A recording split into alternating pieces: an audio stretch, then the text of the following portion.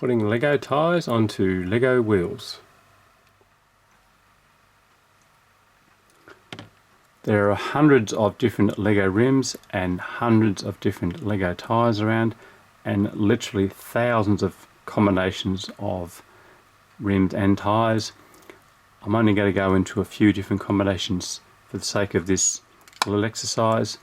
The act of physically putting on the tyre onto the rim is very straightforward. It doesn't take much effort at all, but I just wanted to show you a couple of little traps or ideas on how to get the tyre onto the rim correctly and straight. Just got to start out with a basic tyre and wheel rim. Simply just getting the tyre and pushing it onto the rim. Nothing hard about it. Just going to make sure that the tyre is actually touching the rim all the way around, like it is here. The most common thing that can catch people out is the back side of the wheel. You can see here that the tyre actually hasn't touching the edge of the rim, so it's not sitting or seating quite properly or the way it should. This is where we can just simply pinch the tyre and just drag it back out a bit all the way around. Now we can see that the tyre is sitting or been set right against the rim all the way around on both sides. And if you're still not too sure, just massage the tyre all the way around by pressing it in. And if there's something is not quite properly on right, pretty much this will fix it to be the tyre to be on the rim correctly almost every time. So balloon tyres, which are hopefully fairly obvious because they're balloon in shape, these are a little bit trickier to get on perfectly each time, mainly because the tyre exceeds the width of the rim.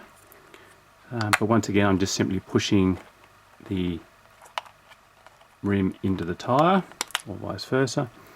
Now, as you can see, there's actually, with the balloon tyres especially, there's actually a bit of a beveled edge around here. On the back, you can see I've actually got a bit of a beveled edge here, but I haven't quite got it lined up here.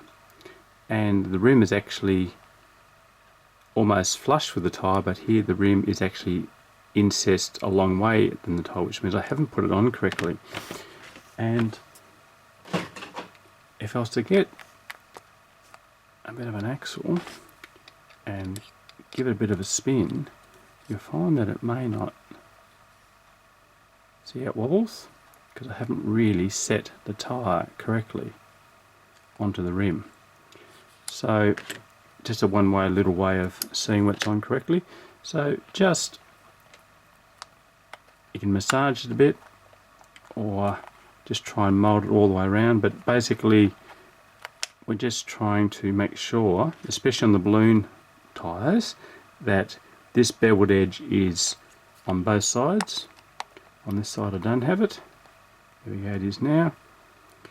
And once we're happy that it's sitting and set correctly, then we can put it onto our spinning test and spin our tyre, and that looks a lot better.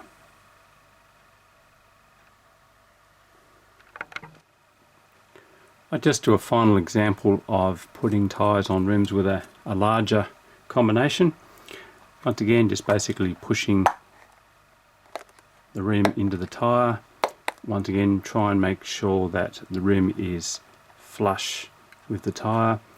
As you can see on the underside, I actually have the rim exceeding out further than the tyre. This is where I just need to, and you can easily forget to push this back out. So I'm going to, once again, in this case I'm actually moulding it to go back out.